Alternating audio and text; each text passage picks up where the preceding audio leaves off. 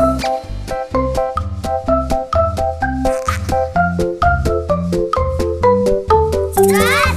з Альтаночки.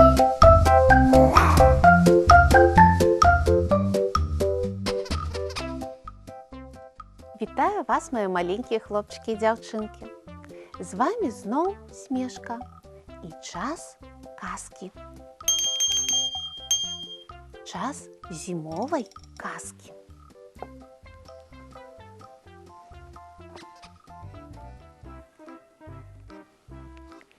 Надійний сродок.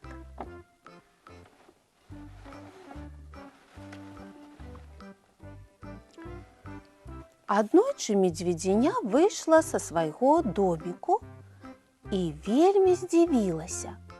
Усё вакол белым-бела. «Ух, як цікава!» – сказала яно і затупала па пухкім снезе. Медведзіня ніколі не бачыла зімы, бо ўзімку все мядзведзі спяць у сваіх бярлогах. Толькі вось яно чамусьці аніяк не можа заснуць.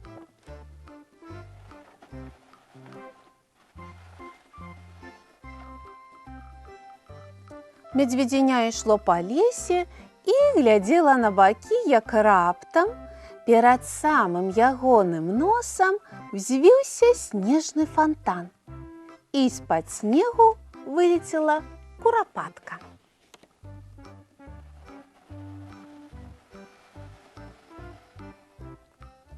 Курапатка села на сук дрэва і строга спытала медведзінём: «Ты чаму не спіш? Мядзведзі ўзімку мусяць спаць, а то не вырасцеш». «Я аніяк заснуць не магу», – паскардзілася медведзіня. «Адно пазяхаю ўвесь час».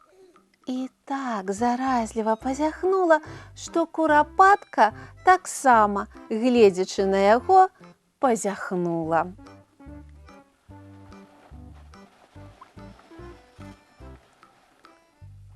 А ў гэты час за дрэва выйшла тоўстая барсучыня, якое чула размову курапаткі і медведзіняці і пачало выхваляцца: «А вось я, глядзіце!»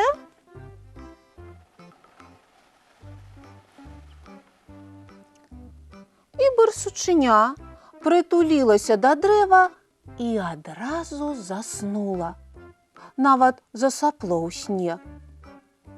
«Во дзіва!» – уразілася медведзіня.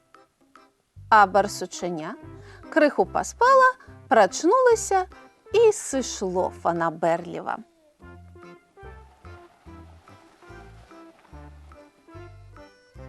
«Не люблю задавакаў», – сказала курапатка. «Скажы, медведзіня, да якога ты ўмееш лічыць?» «Да 100», – пахвалілася медведзіня.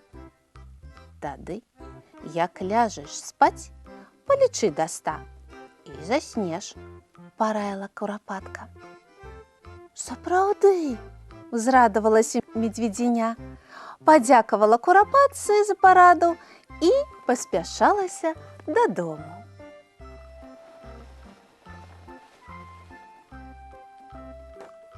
Шматкроць медведзіня лічыла, лежачы ў ложку да 100, аднак заснуць так і не заснула. Выйшла ранкам са свайго доміку і заплакала.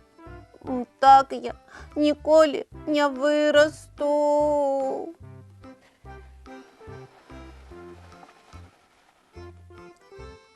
Тут да медведзіняці пад'ехала на лыжах зайчаня і стала распытваць, чаму тое плача. А калі даведалася, што медведзіня ніяк не можа заснуць, зайчаня падумала і сказала: «Маю для цябе адзін надзейны сродак. Ідзі да хаты і чакай нас».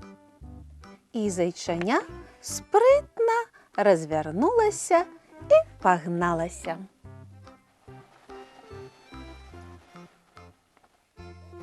Пад'ехала зайчаня да вавёрчынага доміку і зазваніла ў званочак. «Маю да цябе справу», – сказала яно, калі вавёрка выйшла з доміку.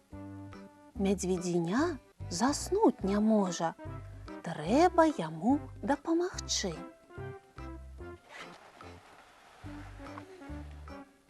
«Ой, гэта медведзіня ці дапамагчы, ці што?»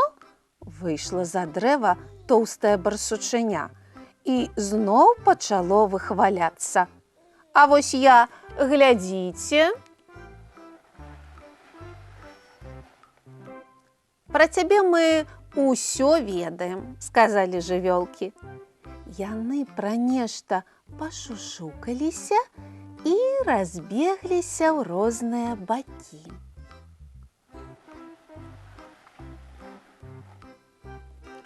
І вось, калі над лесам ужо ўзышоў месяц, жывёлкі-музыкі падыходзілі да доміку медведзіняці.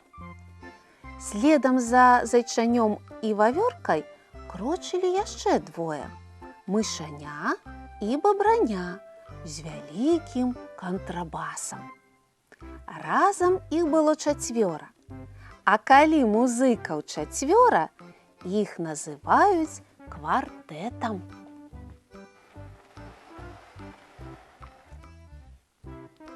І калі квартэт размясціўся, вавёрка агалосіла: «Кампазітар Моцарт, калыханка!»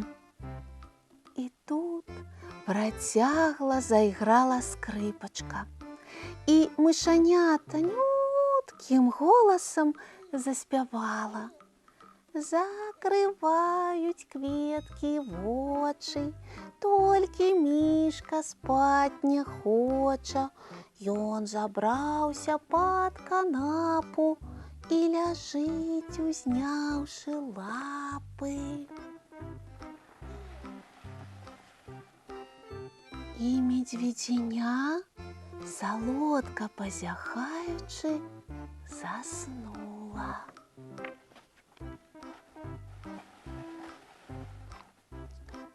Усцешаныя жывёлкі, згасіўшы свечку, пачалі ціхенька выходзіць з дамка.